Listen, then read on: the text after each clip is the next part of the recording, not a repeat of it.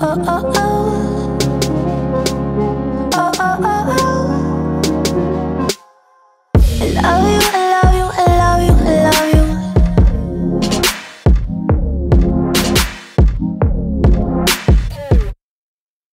Hey 1112, I'm Chandler. And I'm Heather. And since we get to talk about love this week, we want to share our love story with you. So Heather, tell them about how you fell in love with me. Okay, so you actually fell in love with me first, let's be real. But I moved down from Biola University. I worked at Forest Home and met my best friend Shara, who is married to Chancho and lives here. And so that's originally how I got here. I started working for 1112, and that's where I met Chandler. We shared an office together. And so when we shared an office, Chris would come in all the time when Heather wasn't around and be like, hey, when are you gonna marry Heather? And at the time I was dating someone, she was dating someone, but then we both were single at one point, and so Shivs was coming around. We're excited for Shivs to come up. And Chris is like, hey, there's hope for you. If Chris, you want to take someone to Shivs, there's hope. And Chris was like, hey, why don't you ask Heather to Shivs? And so I was like, cool, I'll ask Heather to Shivs. But I want everyone to know it's just going to be as friends, or so I thought. And so sharing an office, spending a lot of time together, doing ministry together, and going to Shivs together, one thing led to another. And we started dating, and we just followed a lot of wisdom and mentorship in our lives as we worked closer towards marriage. And it has just been a great journey. We've been married for about 1.5 years. And something else exciting in our life is that we want to tell you guys we're pregnant. Yeah, so we're super excited to raise our baby and have it grow up in the church here at North Coast. And we love you guys, and we hope that you enjoy what we have for you today.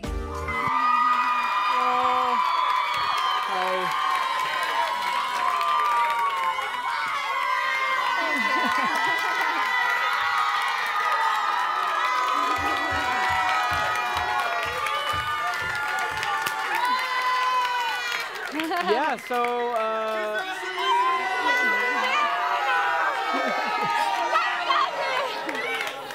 we don't do that.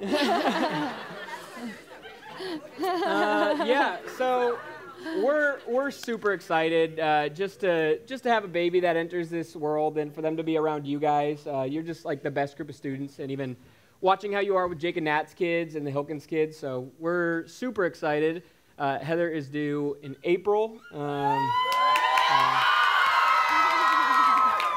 So we just went to our first official baby appointment. Baby's healthy, everything. We got little pictures of. I keep calling it a him because we don't actually know the gender yet. But I just, like you're just a guy, so you assume you're like it's got to be a guy. You know? Yeah, and all I can think of is girl names. So we're both. Perfect. Yeah, no, we're super excited. We're glad that we wanted to wait to tell you guys because we were speaking together. So yeah. Anyways. Yeah, so if you guys want to open up to 1 Corinthians 13, Heather and I are going to tell you a little bit more about our love story and how we got to this point before we jump into Scripture. Yeah, so just to kind of go off of what we were saying, I feel like some of you might know, some of you might not, but the way I really ended up here was I went to Biola, and I ended up working at Forest Home. It's a Christian camp, and I was a lifeguard, and that's where I met my best friend, Shara. And we stayed really close, and she was getting married to Chancho. You might know him. And he was having Christopher as his best man. And then Shara asked me to be her maid of honor. And so I was down in San Diego like the whole entire summer before they were getting married. And then they were all kind of just like, hey, why don't you just come to camp with us? Like, you're here every single day. And I was like, sure, I'm not doing anything else. And so I got to go to the first year of Zion with 1112, and I got to lead a group of girls, and it was a really fun time. And then I went back to Biola and did a year, my senior year. And then 2 weeks before I was graduating, I had to decide really what job offer I was going to take because I had a couple different offers around the area. And I took a day to like fast and pray about it and just said, God, like when I'm hungry today, remind me of like your love and your grace, and like just lead me to kind of where you want me to go. And I got a call that day from Chris and Chancho saying, hey, what are you doing when you graduate? So I thought it was really cool because really the only reason I'm here is because of God, because of Jesus. But then, yeah, so I got here and we shared an office together, and we became friends first. right. I was actually engaged to someone before, for those of you who don't know, and Chandler kind of got to watch me go through the whole process of recognizing that this guy wasn't treating me how I should be treated, and I was kind of preaching to all of the 11-12 girls, like, this is what you're worth, this is what you're worth. And then one day, Chris and Chandler and Chancho all pulled me into an office and was just like, this guy's not treating you like what you're worth and what you're telling the girls what they're worth. And I was just like, you're so wrong. And then like 2 weeks later, I was like, you're so right. But it was just cool because Chandler got to watch me go through all of that as a friend. And he just, like, when conversations came up of, like, you know, Chandler and Heather, I was like, man, like, this guy has been in front of me for so long, but I'm just so glad that we were able to be friends before. And then, yeah, here we are, having a baby. Yeah. That's right. So. The last couple weekends, Chris keeps pulling me up, and he's like, look at Chan, he just dresses like such a dad, which is true, but now it's also true that I'm a dad, so, you know, it's whatever. Yeah, we're beyond excited, so. All right, let's pray. That's all I got for you today. We just wanted to tell you guys we're gonna go home. Just kidding. So 1 Corinthians 13, yeah, it feels weird. It's like, you're like, let's party. It feels weird to talk about a message now. But in 1 Corinthians 13, I don't know where I left my chair. I got a lot of energy, you know. We're talking about this definition of love, and so Heather and I get to talk about hopes and perseverance today. And I want you guys to kind of see the breakdown, and this is how we tried to organize our series even a little bit, but there's Paul writing about this comprehensive definition of love. He wants to tell you what it is, what it isn't, what it does, and what it doesn't. And you'll hear him use these verbiages, but he's trying to say, here is what love is, and that's our series, obviously, and then he's like, and when it isn't acted out, here, like, you can see if things are actually loving by if they do these certain things. And so Heather and I get to talk about that. If you don't see hope or perseverance in someone's character and action, then a lot of times that's not love, even if it may appear like love on the surface. And so we kind of want to talk about how those two things have played themselves out in our marriage today. But first, 1 Corinthians 13, verse 4. Love is patient, love is kind. There's what it is. Then it does not envy, it does not boast, it is not proud, it does not dishonor others, it is not self-seeking, it is not easily angered, and it keeps no record of wrongs. There's the things it doesn't and isn't. And then it says, love also does not delight in evil, but rejoices with the truth, and it always protects, it always trusts, it always hopes, and it always perseveres. So what is hoping and persevering? Kind of, we want to give you, we're going to be talking about these today. We're going to be saying how these apply in our marriage, how you guys can show these in your friendships. But first, you kind of have to understand what they are. And for perseverance, to kind of give you guys just a general biblical definition of it, it means that despite your situations in your life, love shines through. That despite whatever you're walking through or whatever happens, that love always shines through. And we're going to talk about this a little bit more with just the stability of people who show love regardless of circumstance. But then the other side of this verse is hopes, and it says that love always hopes. And now what's kind of ironic is if you Google the definition of hope, it means that it is trusting or waiting expectantly. And so it's like hopes means trust, and trust is in there anyways. But so love is trusting in the words of someone, right? For us as Christians, we put our trust in Jesus and his life and his words and what he's done. And then we also expect what is coming from him. Like Jesus is one day going to redeem this earth. He's coming back for us. So we trust that if we build our lives upon him, that we will start to show the type of love that Jesus showed.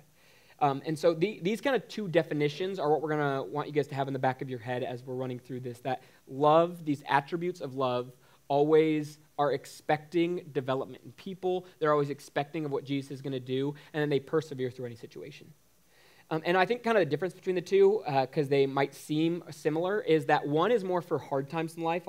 Most often perseverance is for like the difficulties you will face, and hope is a little bit more of this like looking towards the future and being expectant.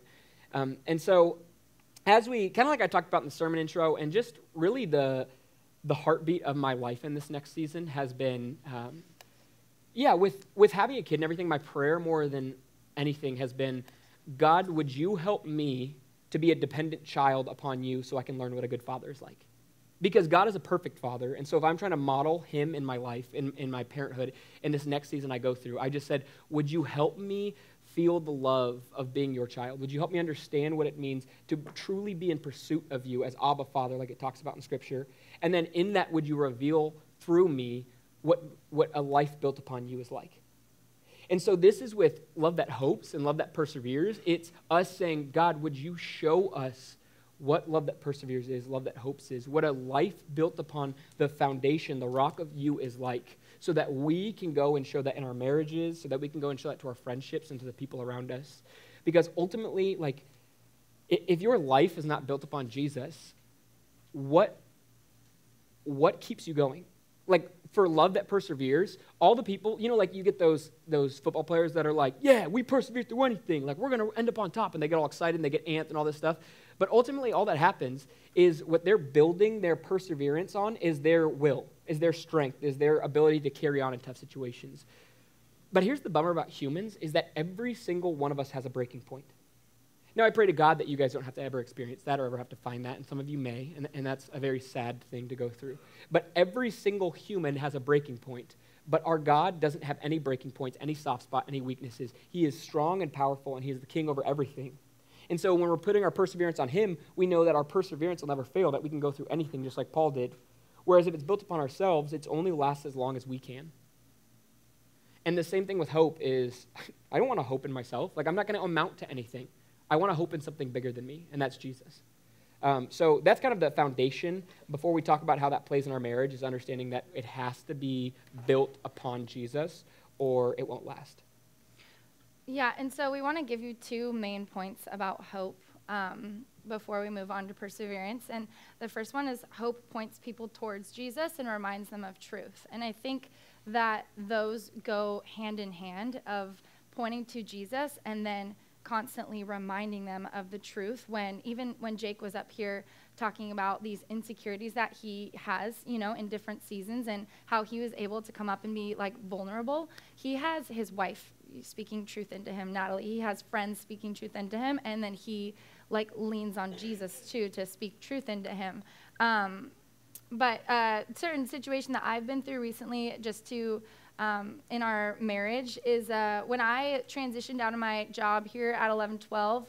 I had just gotten married, and so we came home from our honeymoon, and like that day was the day that I found out that I would be transitioning to 910, and it was like a really exciting time in our lives because we just got married, like we were figuring out how to do life together, having a new job, all of that stuff. But it kind of I kind of transitioned my mental stability with that transition. And so I kind of went through this seasonal depression, and I would come home and just be really sad for, I don't know, just transitional reasons, and just kind of have a hard time with it. But something that like Chandler was really able to display, this love always hopes, is that every time I would come home, or every time I would talk about it, or every time he would notice something in me that I was having a hard time with, he would remind me of Jesus and remind me of the truth and fill my insecurities with Jesus's truth, not truth of that something that he can like fix. And so every single time before we would talk about it, he'd say, have you prayed about it? Have you talked to God about it? Have you spent time with him, journaling and praying and reading your Bible? And that is an act of love always hopes, because he's pointing me towards what Jesus has done for me, has already done for me, and will continue to do for me. Because a big part of the hope that we have in Jesus is what he did for us, but what he's going to come back and restore for us. And so in that season that I was going through, I was able to be reminded by Chandler and by my friends of the truth that can fill my insecurities. Like, I can be so insecure about so many different things and never say them out loud, but show them in my actions even sometimes. But Chandler was able to step in and remind me of the truth that I'm worth it, that I am valuable, that I am loved by my friends, by Jesus, by everyone, but also remind me that, like, hey, one day Jesus is going to come back and he's going to restore everything. He's restoring your brokenness already, but when he comes back, and that's the hope that we get to look forward to, is that we're going to be on the other side of this one day, and hopefully we're all going to be with Jesus, and Jesus does not disappoint. And so when we are with Jesus, we're going to be sitting with him, thanking him so much for what he has already done for us, but he's going to always continuously restore us. And that is a great hope that we can look towards. But we can use that in our marriages, in our dating relationships, in our friendships right now of really whatever. If it's a time of victory, if it's a time of loss, or whatever the season that you're going through, to be able to be set, like sit on the foundation of like, Jesus is in the process of restoring me, and he will come back one day, and no matter what I'm going through right now, he will restore that, is just like so foundational for any Christian relationship. Yeah. And something else too is, like, I think we hear a lot of these stories, and obviously, like, depending on where we're at, sometimes we'll tell stories in the valley, and so it seems like, oh, dang, why, like, you guys are just the best couple. How come we can't be like that? But we also have stories in the valley, and we sometimes want to share those with you guys so you can understand, like, the realities of marriage. But in some of these times where you hear, like, me encouraging Heather and pushing her towards truth, I want you guys to also know that sometimes when I'm pushing her towards truth, it doesn't look like me coming alongside her and hugging her and holding her and telling her, like, Jesus loves you. Like, it's not always just this flowery movie picture. A lot of times what it actually is sometimes it's me removing myself from the picture. Mm-hmm. And I don't mean, like, leaving, like, I'm going to take a weekend away, like, but what I mean is, peace. Like, there's times that in a moment where she's looking for, like, she's having a down day or she's in the midst of insecurity, if I fill that spot for her sometimes, I'm not playing the role I'm supposed to. I'm supposed to point her towards Jesus to fulfill that role, and if I can do that with my words, good. But sometimes there's times where that can't happen, and she might look to me to be the filler of her insecurities or to make her happy or to help her have a good day, but that's not my role in her life. My role in her life is to make her holy, and so sometimes I've actually said, like, I can't help you right now. I can't say anything that's going to make you better. I need you to focus on Jesus because he is the hero of your story and he is the person that you need. And also, like, in times where he's done this and kind of just taken a step back, it's really important to know if you're in a dating relationship or in a marriage, like, that one person can't be the only one who is, like, pushing you towards Jesus. Like, the reason why, like, that'll happen in some circumstances is because he knows that I have friends who have really strong relationships with Jesus, and I have mentors who have super strong relationship with Jesus, my family. Like, there's a lot of people that I need to be pouring into me and I need to be pouring into, and not just my significant other. Because when I am on, when I have days like that where Chandler goes, you know what, I think you need Jesus, but I think you need other people too, that actually pushes me closer to Jesus and reminds me that, like, we need community around us. Like, we can't do this, like, love always hopes together. If I'm only looking to Chandler to tell me that, like, Jesus is gonna, like, heal and restore and all that stuff, like, my relationship with Jesus can become dependent on Chandler, and I don't want that to happen. I want it to be my own. And so, like, that's really important to note too, is that, like, in this, like, when we're talking about pushing each other, we're not just pushing each other. Like, we're pushing our friends too, and they're pushing us back, and our mentors and so on. So I think that's a really important note. Yeah. And then the second part of a love that always hopes is that love that always hopes, that is pointing people towards the future, is a love that helps people become who they were created to be. We were reading, I want you guys all to write down The Meaning of Marriage by Tim Keller. If you guys are single, I strongly encourage reading that book. If you're dating, reading that book. If you're married, reading that book. It has been so foundational in the way that I think and view marriage. And that it's not just important to view marriage healthily when you're in marriage. It's also important to view that before you get into marriage. So I encourage you guys reading that. But Tim Keller writes it with his wife, and she says, when you get married, we're not looking for this perfect sculpture. You're not going like, where's this partner that's fully complete? Instead, what you should be looking for is this block of marble or this lump of marble, And her point is she's like, not so that you can go and make it however you want, because we don't play that role. I'm not like here just trying to critique Heather into what I want the perfect wife to be. I'm helping her in the process of sanctification to become who Jesus created her to be. And even something Heather said in her vows to me was, she said, I promise to team up with Jesus and help you in the everyday process of sanctification. It's that she had this view that I was this block of marble and that Jesus was constantly removing what he needed to make me who I was created to be, and Heather now gets to help as a part of this process. When you get married, it's like God handed her a pick and said, here, help me shape who this man is going to become through your words, actions, deeds, and love. And there was a guy who was scribed, they were interviewing Michelangelo and how he created the sculpture of David, maybe the most famous sculpture ever created. And they said, like, how do you do it? Like, how do you just take this block of marble and make it into David? And he goes, because he responded to them, he said, when I get a block of marble, I don't see a block of marble. I see David. I just remove everything that's not him. And that's, I think, what God does with us a lot of times.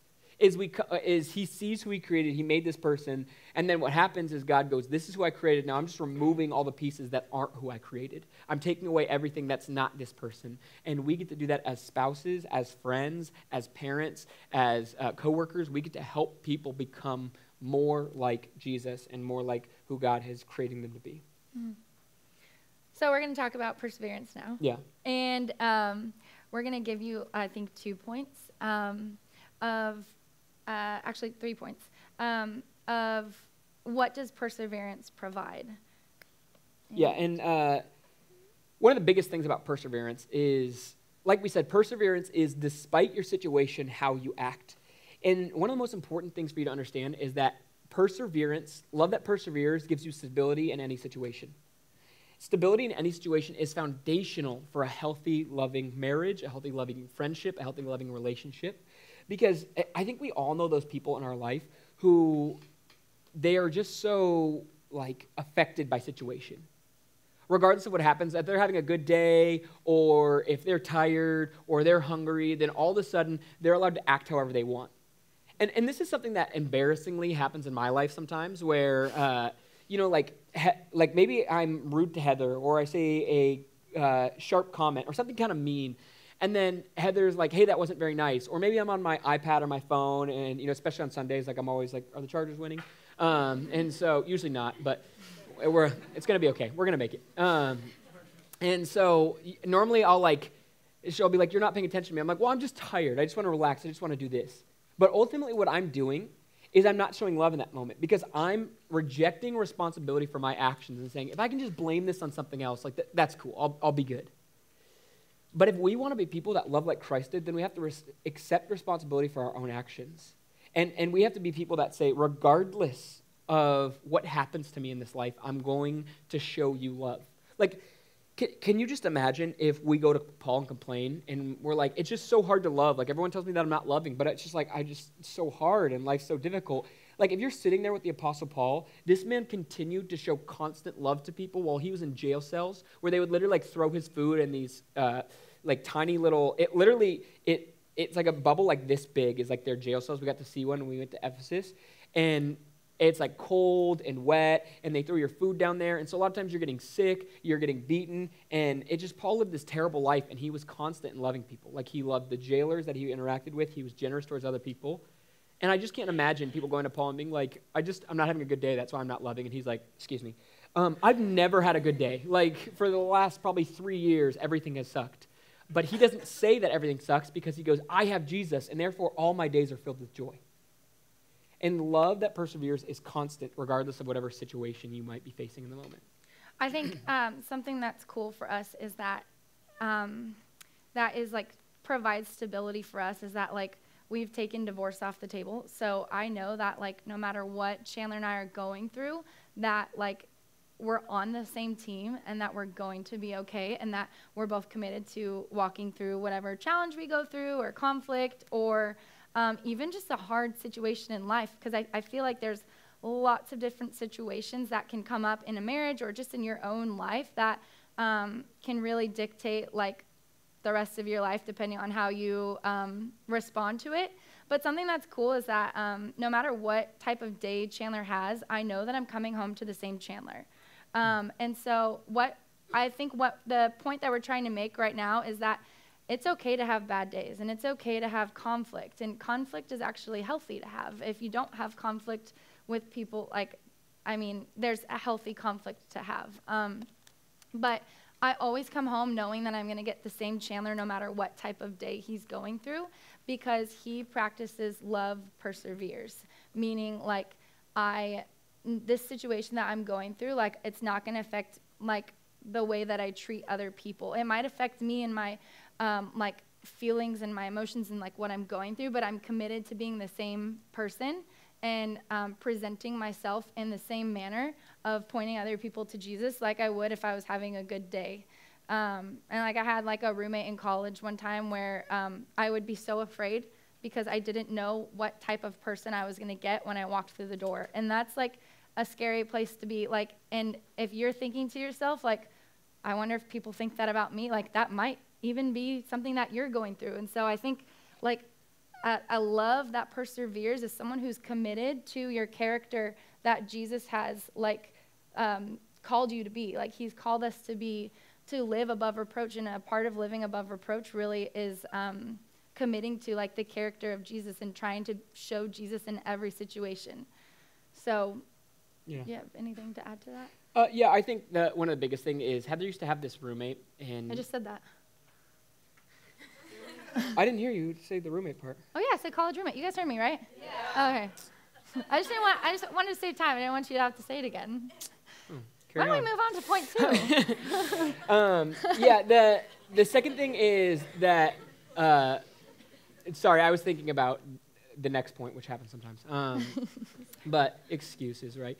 The next is that when we have perseverance in our relationships, it brings us wisdom in conflict.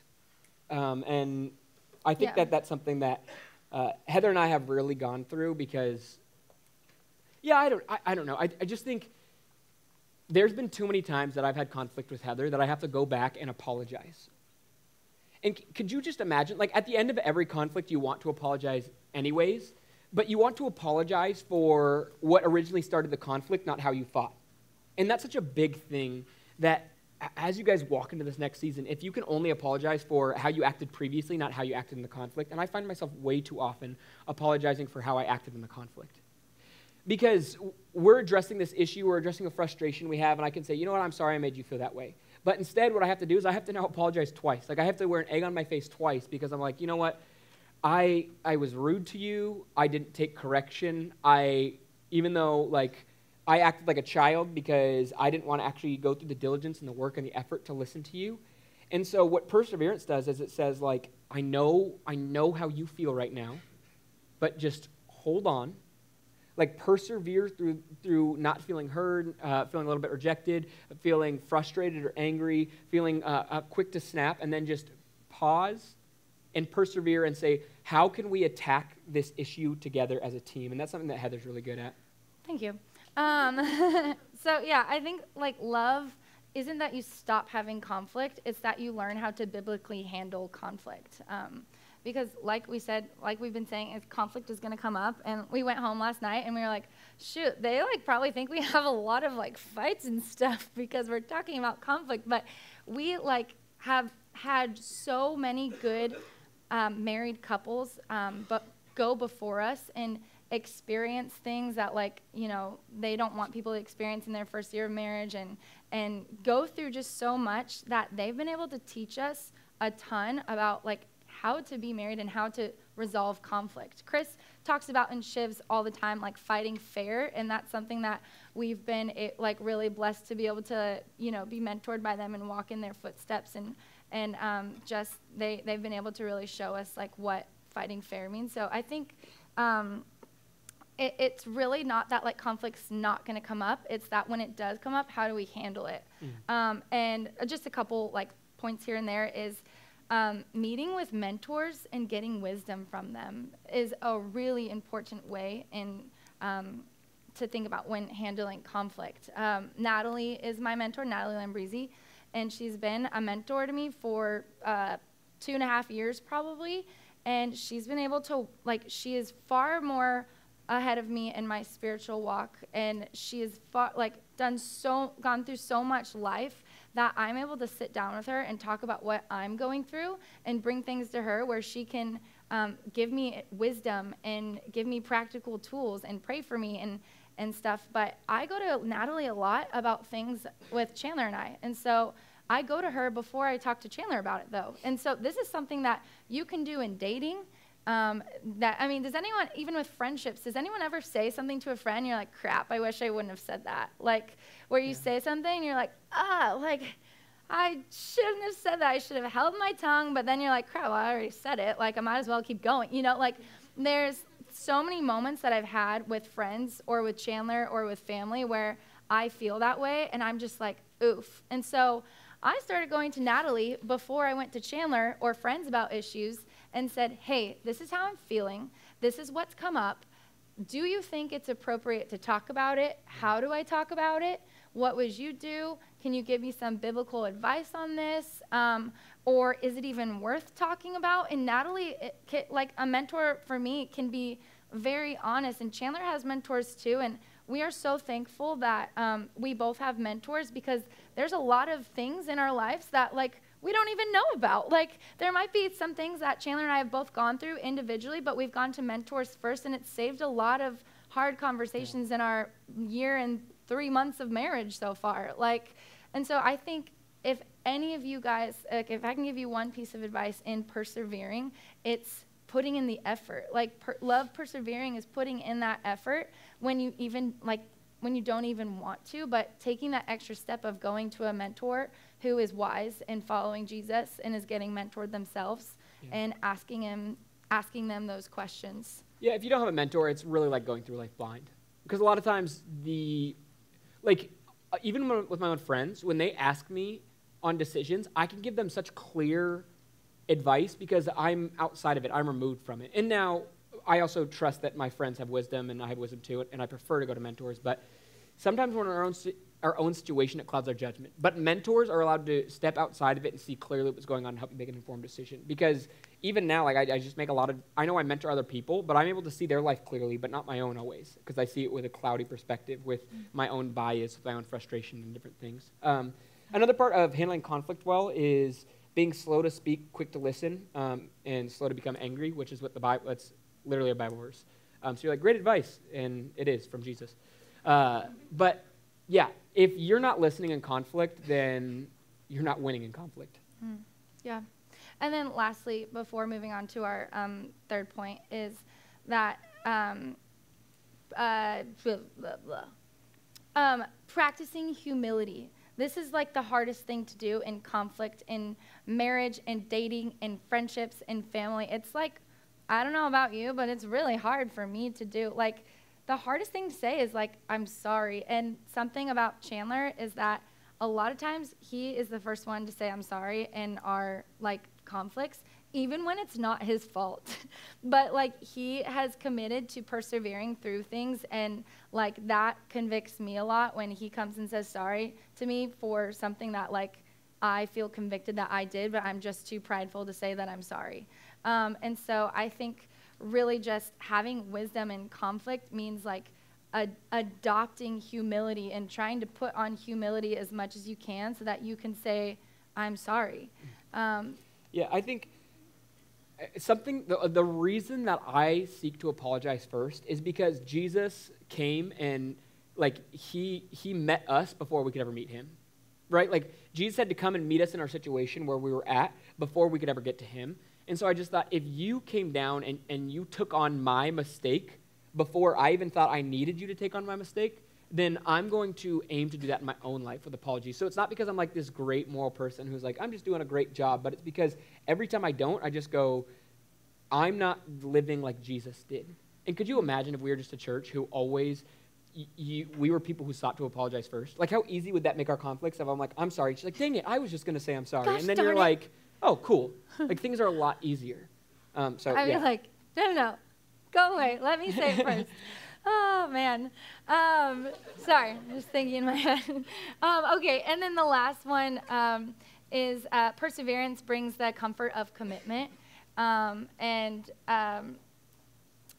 I think love perseveres because it's based off of something that's more valuable and substantial than emotions.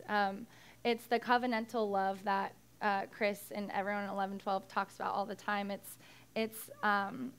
I know that Chandler is committed to our friendship and our relationship and our marriage because it's based off of more than just emotions. It's that definition that you guys have is an act of the will accompanied by emotions. But the biggest part is that it's our commitment to say, like, even in both of our vows, like we wrote our vows separately and both said, I promise to lean in even when you don't. And I think that's like such a comfort of commitment, but everything that like I say is just so pointing towards Jesus and what he's done for us, because if I think about like, I'm going to lean in even when Chandler doesn't, and sometimes I even fail to do that, that's like Jesus, it promises to lean in even when we don't. He seeks after us. He wants relationship with us. And that is like that comfort of Jesus's commitment is that he's not going anywhere. And that is something that is I'm always reminded of when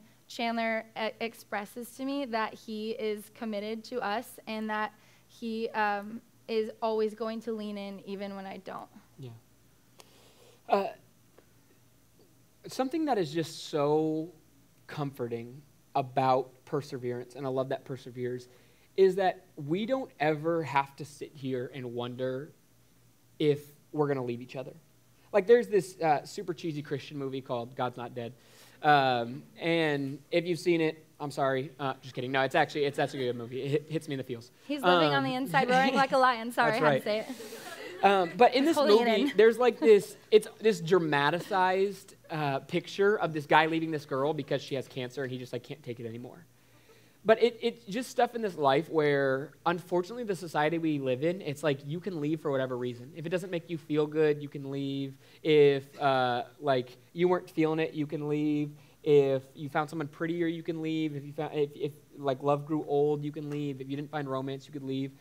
But just the deep sigh of relief I have in our relationship that I go, nothing is going to make her leave me, and I'm not going to do anything to leave her, and I will never leave her. And it's just this love that perseveres. I mean, it's funny because non-Christians literally borrow biblical concepts in order to start their love or their marriage. Think about it.